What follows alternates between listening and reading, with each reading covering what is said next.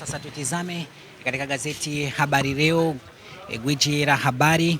Kuna habari hapo ameandika serikali yatoa pole kwa Kitima ya nani, Mpango atoa pole pia kwa kanisa, atahadharisha uchochezi.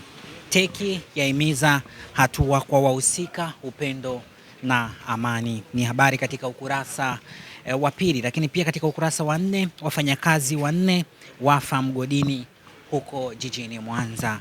Lakini pia habari katika ukurasa wa 7, Zito achukua fomu ubunge Kigoma mjini. Lakini pia kuna habari hapa ameandika Mpango atoa pole kwa kanisa, atahadharisha uchochezi. Teki yahimiza hatua kwa wahusika, upendo na amani. Ni habari ambayo pia inajirudia. Barabara kilomita 67 kutengwa, kufungwa na kujengwa taa Ilala. Ni habari katika ukurasa wa 4. Barabara kilomita 67 kujengwa, kufungwa taa huko Ilala. Katika ukurasa wa 4 unaweza kusoma undani wa taarifa hii.